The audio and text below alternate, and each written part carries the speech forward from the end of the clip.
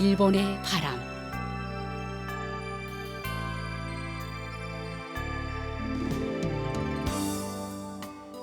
청취자 여러분 안녕하십니까? 일본 정부가 전해드리고 있는 방송 일본의 바람입니다. 저희 방송은 납치 문제를 중심으로 일본과 북조선 관련 뉴스 그리고 일본의 현재 모습과 일본 음악을 보내드리고 있습니다. 아시다시피 일본과 북조선 사이에는 일본인 납치 문제가 여전히 해결되지 않은 현안으로 남아 있습니다. 북조선에 의해 납치된 일본인 가운데 5명은 돌아왔지만 그 밖에 많은 피해자들은 생사 여부조차 모르는 채 아직까지 고향으로 돌아오지 못하고 있습니다. 일본 정부는 북조선 측에 모든 피해자들의 안전을 확보하고 그들을 즉각 귀국시킬 것을 강력히 요구하고 있습니다. 일본과 북조선은 이웃에 있음에도 불구하고 아직까지 공식적으로 외교 관계를 맺지 못하고 있습니다. 일본 정부는 불행했던 과거를 청산하고 납치 문제를 비롯한 여러 현안들을 해결해 국교 정상화를 실현시킬 방침입니다. 그래서 저희 방송에서는 일본과 북조선 사이에 가로놓여 있는 가장 중요한 과제인 일본인 납치 문제를 중심으로 다루고 있습니다. 그럼 오늘도 마지막까지 함께 해주시기 바랍니다. 먼저 일본의 바람 뉴스입니다. 현지 시간 2월 7일 이시바 시게루 일본 총리는 지난달 미국 대통령에 취임한 도널드 트럼프 대통령과 미국 워싱턴에서 처음으로 일미 순회 회담을 가졌습니다. 이 회담에서는 납치 문제도 거론되어 이시바 총리는 납치 문제의 즉각적인 해결에 대한 지속적인 이해와 협조를 구했으며 트럼프 대통령의 전폭적인 지지를 받았습니다. 두 지도자는 또 북조선 정세에 대한 인식을 공유하고 핵미사일 문제에 함께 대처할 필요성과 북조선의 완전한 비핵화를 위한 확고한 책무를 확인했습니다. 이 회담 후에 일미 순회 공동 성명이 발표되었습니다. 이 성명 내용 안에도 북조선에 대한 언급이 있어 해당 부분을 소개해드리겠습니다. 두 나라 지도자는 북조선의 핵과 미사일 프로그램 진전에 대한 심각한 우려와 이들에 대처할 필요성을 표명함과 동시에 북조선의 완전한 비핵화에 대한 확고한 책무를 재확인했다. 일미는 또 북조선의 악의적인 사이버 활동과 확대되는 북조선과 러시아 간의 군사 협력을 억제하고 이들에 대처할 필요성을 강조했다. 일미는 이어 북조선에 대응해 지역의 평화와 번영을 견지하는 데 있어 일, 미, 한 세 나라의 동반자 관계의 중요성을 확인했다. 일본은 납치 문제의 즉각적인 해결을 실현하겠다는 결의를 재차 표명했으며 미국은 이를 지지했다. 그리고 회담 후에 이시바 총리와 트럼프 대통령의 공동 기자회견이 열렸습니다. 그 자리에서 기자로부터 미국 정권과 북조선의 접촉 재개에 관한 질문이 있었습니다. 오늘은 이 공동 기자회견에서 있었던 이시바 총리의 북조선과 납치 문제에 대한 발언을 소개해 드리겠습니다. 먼저 이시바 총리의 소두 발언을 들어보시겠습니다. 일미 두 나라의 국익을 상승적으로 높여 인도 태평양 지역의 평화와 번영을 가져오기 위해서 우리가 해야 할 일은 무엇일까? 그 대답은 자유롭고 열린 인도 태평양의 실현을 위한 힘차고 흔들림 없는 일미 동맹의 강화라고 확신합니다. 트럼프 대통령과의 사이에서는 일미 동맹의 억제력, 대처력을 함께 높여 일미가 직면한 지역의 전략적 과제에 긴밀히 협력해 나갈 것을 확인했습니다. 북조선에 대해서는 일미 그리고 세계에 심각한 위협이 되고 있는 핵과 미사일 개발에 대한 대처의 필요성, 그리고 북조선의 완전한 비핵화를 위해 일미가 연계해 나갈 것을 확인했습니다. 납치 피해자와 그 가족이 고령인 가운데 저의 강력한 절박함과 결의를 트럼프 대통령에게 직접 전하고 납치 문제의 즉각적인 해결을 위한 대통령의 강력한 지지를 다시 한번 받았습니다.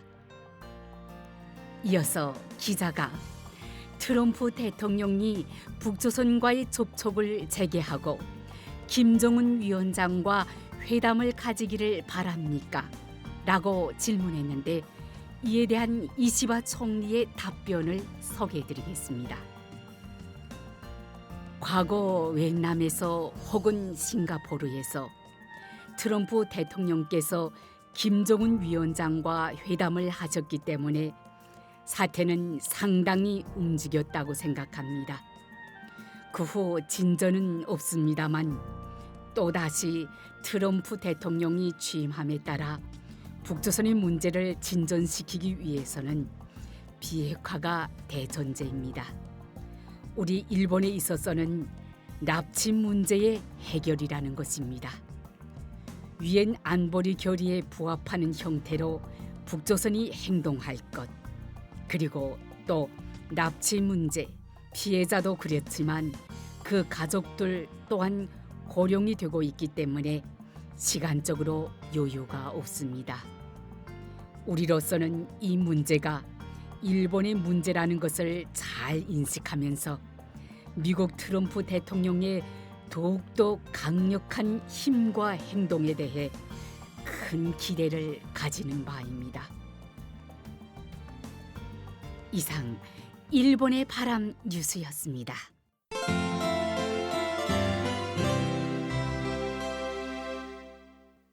이어서 일본에 살고 있는 북조선 출신인의 일본 문화 소개 코너를 보내드립니다.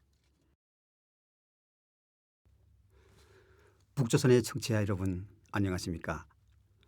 오늘의 일본 문화 소개 코너에서는 일본의 명치시대에 탄생한 돈카츠에 대하여 소개해드리려고 합니다.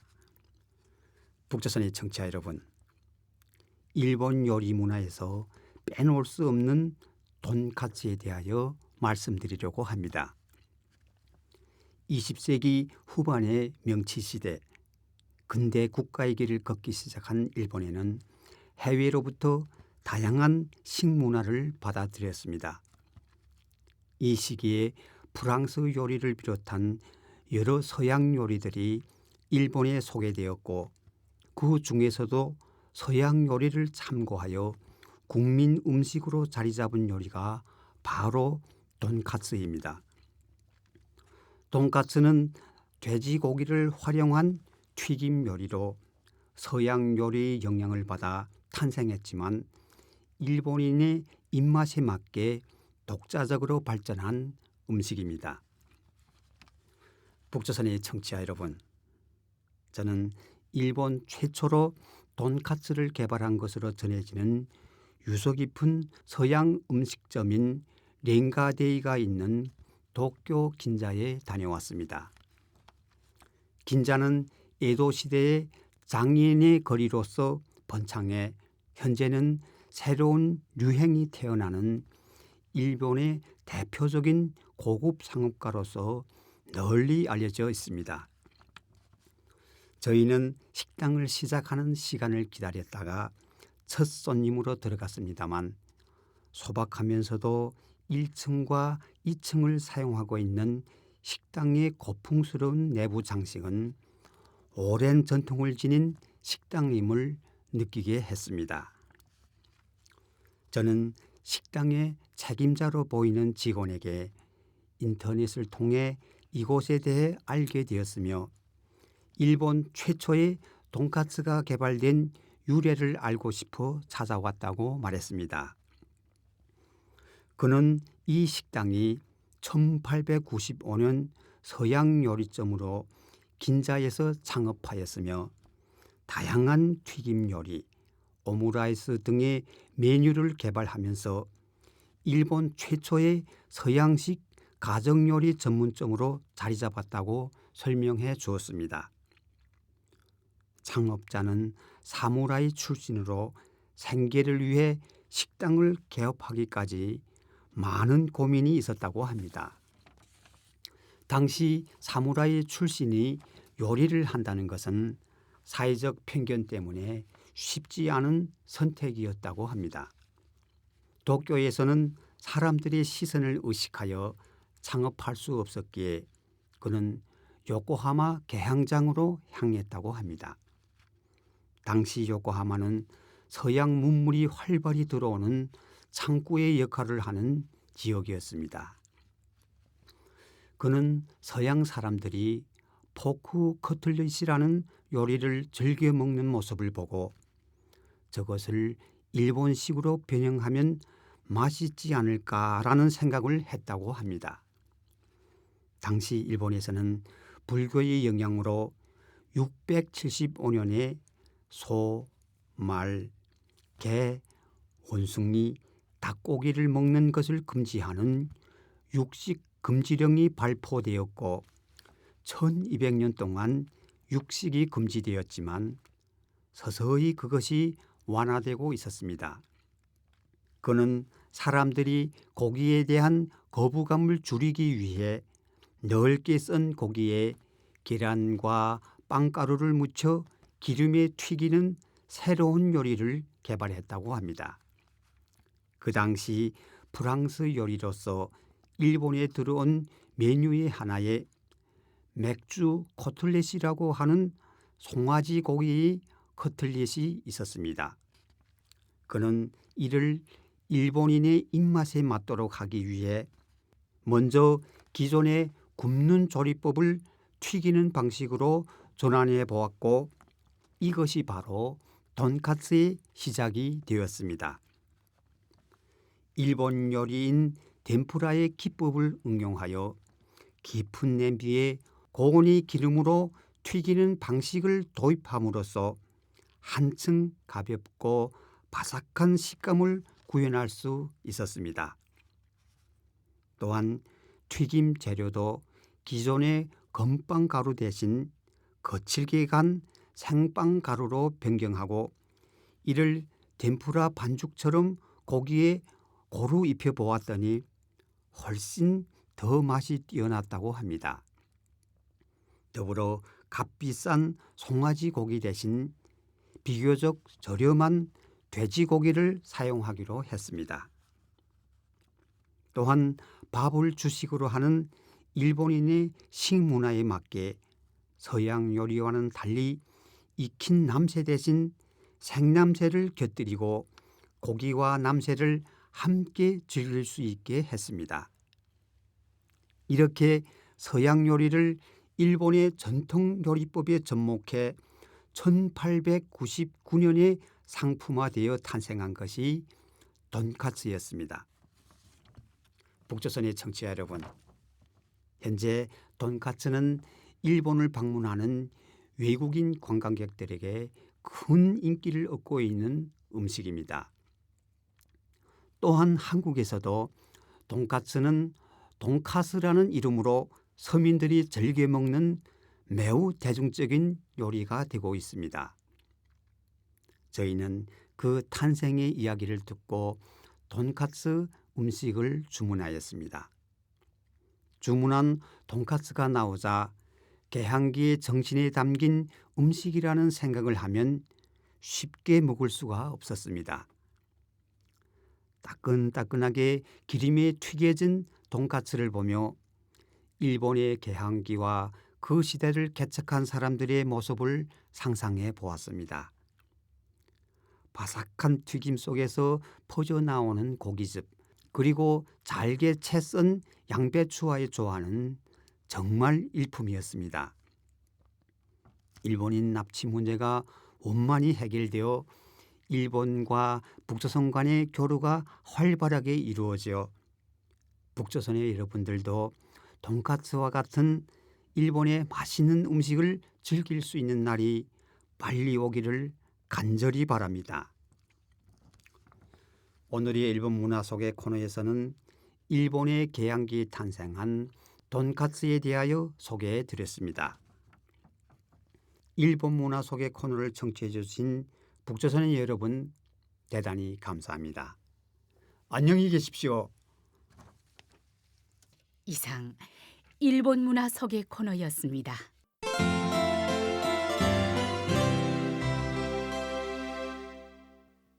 다음은 뉴스 해설입니다. 납치 문제와 북조선에 관한 뉴스를 일본의 북조선 연구의 1인자로 알려진 도쿄 국제대학 이즈미 하지메 교수의 해설로 들어보시겠습니다. 그럼 교수님 부탁드리겠습니다.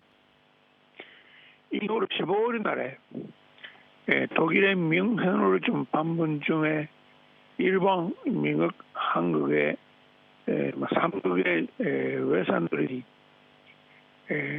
트럼프 제2기 정권화에서 처음으로 하는 삼국 외상 회담을 개최를 좀 했었습니다.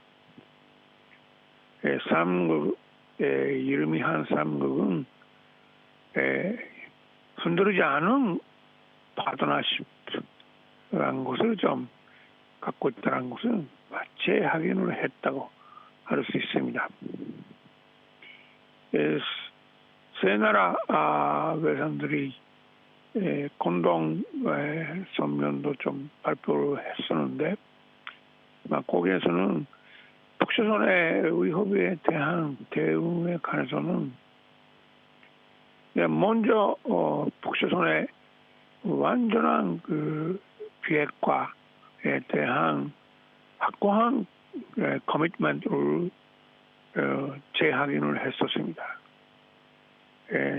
확고한 그런 약속, 의지, 자세 이런 것을 좀 재확인하고 그리고 북조선의 핵 미사일 계획, 사이버 활동, 그리고 러시아의 군사 협력의 강화에 대해서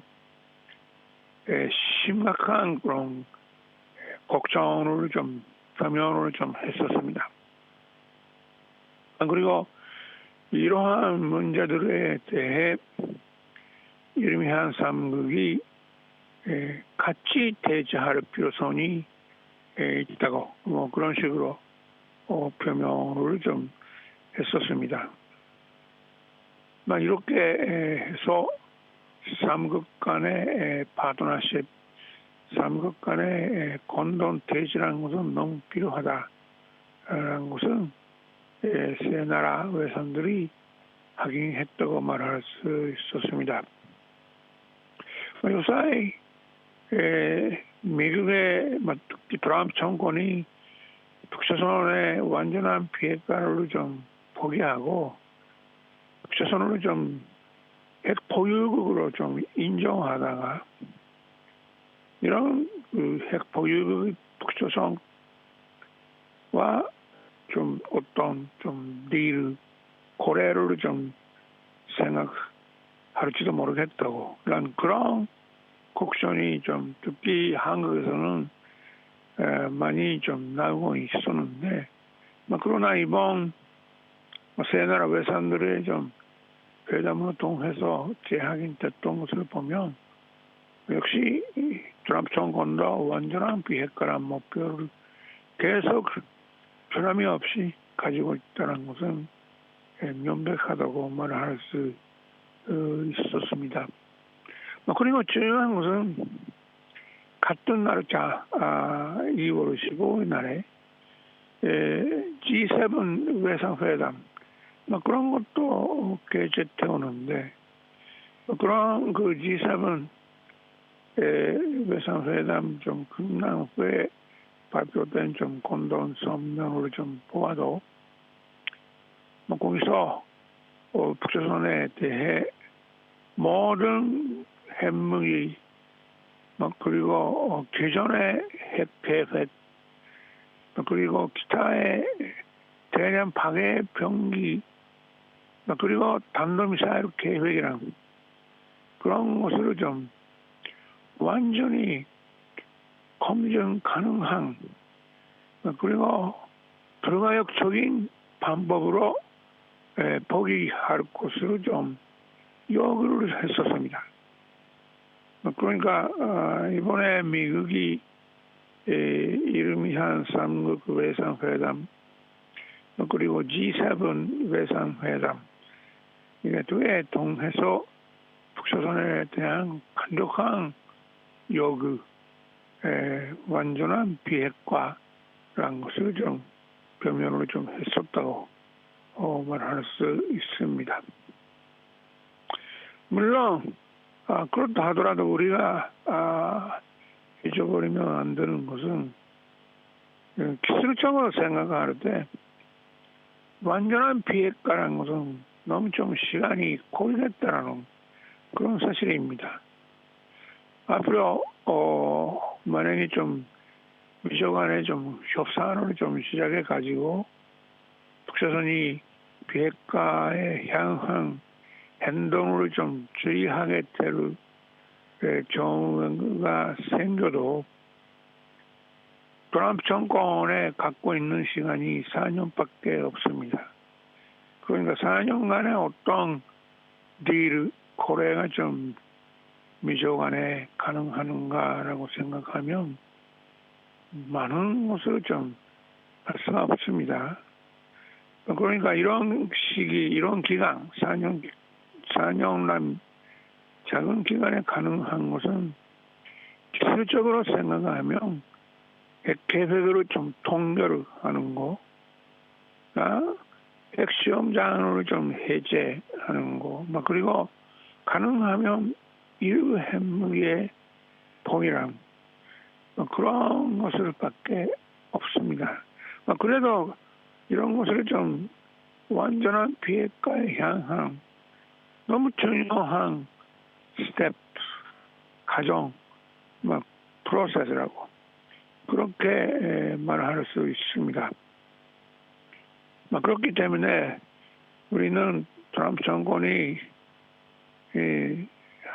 조금씩 좀 전진하는 그런 방법으로 북조선 핵 문제에 좀 대처하게 되더라도 역시 완전한 비핵화 목표라는 것은 계속 가지고 이러한 좀 하나씩 하는 방법으로 나가게 될 때는 우리는 이런 미국의 방법으로 좀 완전히 좀 지지하고 그리고 북조선이 약속을 좀 지키고 비핵화에 향하게 나가게 되도록 하는 그런 것을 우리도 기대하고 압력을 가할 필요가 있다고 생각합니다.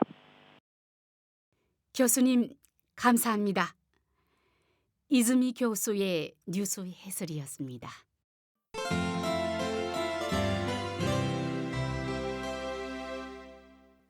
다음은 이번 주의 한곡입니다. 이번 주는 1991년의 히트곡 주의 추추 트레인을 보내드립니다. 그럼 들어보십시오.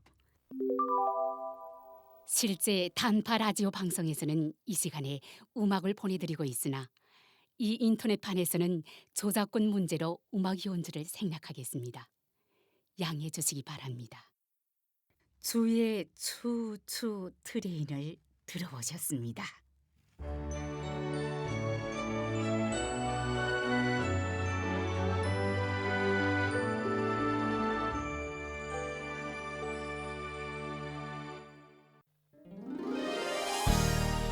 이 방송 일본의 바람은 북조선에 의해 납치되어 지금도 여전히 북조선에 옥류되어 있는 일본인들에 대해 알리고 일본에 대한 이해를 높이고자 일본 정부가 제공하는 방송입니다. 납치 문제 해결은 일본 정부에게 있어 한시라도 빨리 해결해야 할 최우선 과제입니다.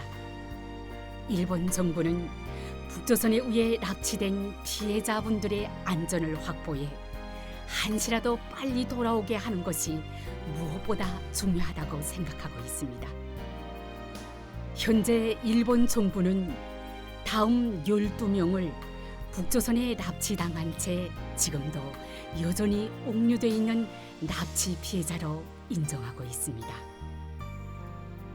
쿠메 유타카 씨, 요코타 메구미 씨, 마츠모토 교코 씨, 타나카 미노루 씨, 타구치 야에코 씨, 이치카와 슈이치 씨, 마스모토 루미코 씨, 소가 미요시 씨, 이시오카 토오루 씨, 마츠키 카오루 씨, 하라 타다 아키 씨, 아리모토 케이코 씨, 그리고 이 밖에도 납치 가능성을 배제할 수 없는 사람들이 있을 것이라는 인식하에 일본 국내외로부터 정보를 수집하고 관련된 조사 및 수사를 강력히 추진하는 등 진상 규명을 위해 최선을 다해 노력하고 있습니다.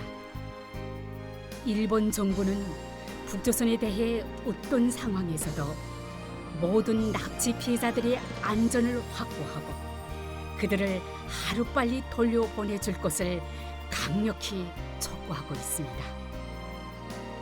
납치 피해자에 관한 정보를 갖고 계신 분들은 어떤 정보든 좋으니 저희 쪽으로 보내주실 것을 당부드리며 아울러 납치 피해자들의 안전 확보를 위해서도 협조를 부탁드리는 바입니다. 일본 정부는 납치 피해자들의 안전 확보 및 정보 제공에 관한 여러분들의 협조에 감사드리는 바입니다. 그럼 헤어질 시간이 다 된 것 같네요. 다음 시간에 또 뵙겠습니다. 안녕히 계십시오.